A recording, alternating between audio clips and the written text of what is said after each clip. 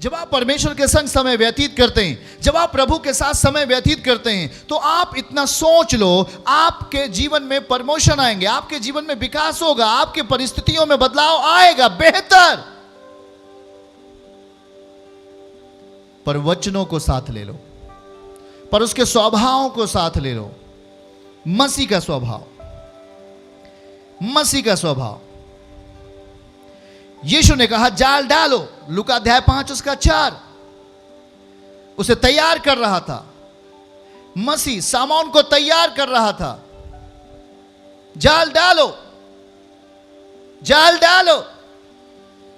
लोग बोलते ना ना ना ना, मैं अभी ऐसा करूंगा तो मुझे ऐसा हो जाएगा। लोग अभी बोलते नहीं नहीं मैं विश्वास करूंगा मुझे ऐसा हो जाएगा। लोग बोलते नहीं मैं ऐसा हो जाएगा।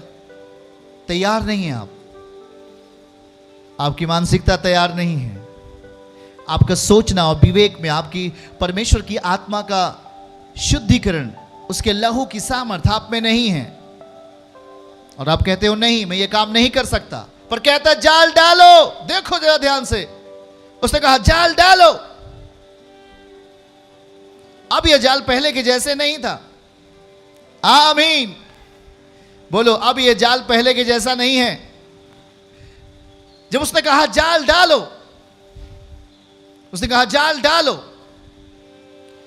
उसने वो उसका कहने का मतलब अब तुम तैयार हो जाओ सामोन मेरी इच्छाओं में। अभी तक जो इसके पहले तुम कर रहे थे वो एक संसार की इच्छाएं थी, वो एक संसार का प्रभाव था। अब मेरी इच्छाओं में तैयार हो जाओ। सब लोग आमीन कहो, हालेलुया, ओ हालेलुया, धन्यवाद यीशु। उसने कहा जाल को डालो। देखिए अब यह जाल पहले के जैसे नहीं है। जो उसने पहली बार डाला था, अब वो जाल वो वैसे नहीं है। अब वो किसी शब्दों में लिपट चुकी है। अब वो सर्वशक्तिमान परमेश्वर के आदेशों में लिपट चुकी है। आमीन। अब यह जाल वचन से मिल चुका था। अब यह जाल वचन के प्रभाव में था। अब यह जाल मसीह की इच्छाओं में था। इसलिए यह जाल पानी के नीचे गया, पर वो संसार की गहराइयों में गया और संसार के स्वभाव में बाहर नहीं आया। आमीन बोलो। पहली बार जाल सामोन ने डाला था और जैसे ही डाला वैसे ही बाहर आया। वो जाल खाली डाला और खाली बाहर आया। पर देखो यहां पे वचन की सामर्थ, वचनों का काम करने की ताकत। अब जो मसीह करने वाला है उस जाल के साथ में वो एक अलौकिक है। आमीन बोलो। उसे कहा लूका 5:4 में अब तू जाल डाल मेरे कहने से। अब वो जाल परमेश्वर के वचनों से लिपट चुका था। कहिए आमीन। परमेश्वर के वचनों के संग हो लिया था। कहिए आमीन। जो चीजें परमेश्वर के साथ नहीं होती वो शायद खराब होती हैं, तोड़ी जाती हैं और नष्ट हो जाती हैं। पर अब जो जाल तैयार हुआ उस गहराई में जाने के लिए वो मसीह के साथ था। आमीन बोलो, हालेलुया। और देखो गया तो वो खाली अवस्था में, पर लेके आया बहुत बड़ी आशीषों को। आमीन बोले। हां, मैं आपको यही समझाना चाहता हूं। आपके प्रयास के यंत्र कैसे हैं? आप किस यंत्र में प्रयास करते हो? किस स्वभाव में अपने जीवन को सफल बनाना चाहते हो? उसने कहा जाल डाल, पर यह जाल पहले के जैसे नहीं है। अब उसका डालना परमेश्वर के वचन से लिपटा हुआ है। अब सामोन का काम करना परमेश्वर की इच्छाओं में है।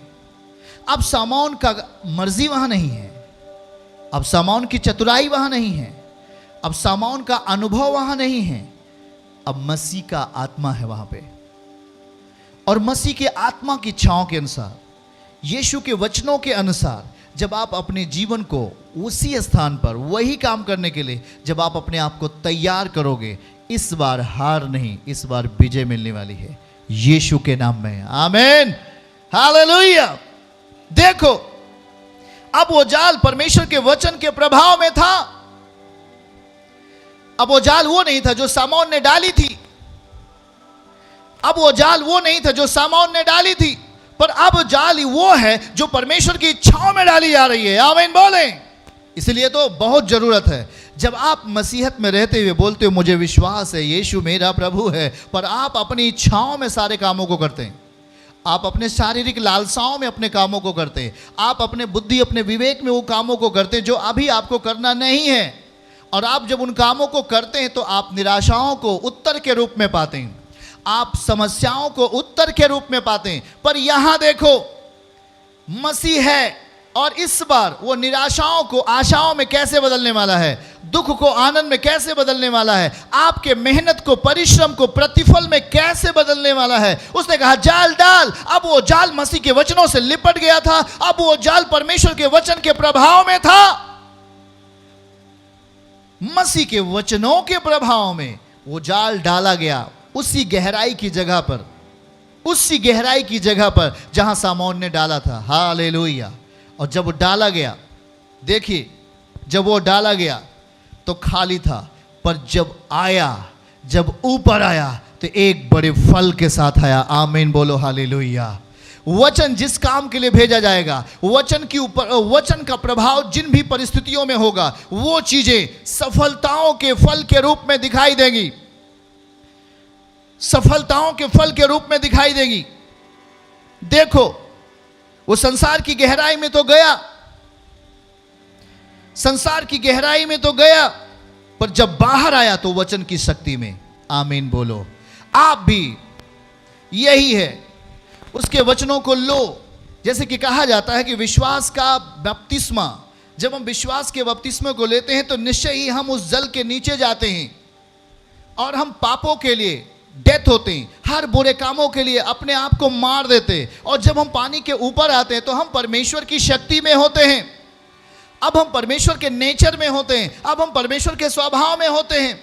और यही तो एक कन्फेश है, यही तो एक सच्चा अंगीकार है।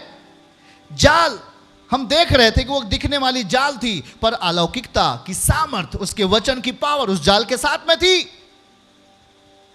जल एक संसार की स्थिति है, जल एक संसार के जैसे है। वो जाल जल के अंदर चली गई, जल के अंदर गई, डेथ होने के लिए नहीं, फलवंत होने के लिए। आमीन बोलो हालेलुया। चर्च की सभी प्रार्थनाओं को और परमेश्वर के दास के द्वारा टीचिंग सुनने के लिए और अपडेट्स को जानने के लिए हमारे इस चैनल को सब्सक्राइब करें और साथ में बेल आइकन को दबाएं, ताकि जब भी लाइव प्रार्थना हो तो सबसे पहले आप देख सकें।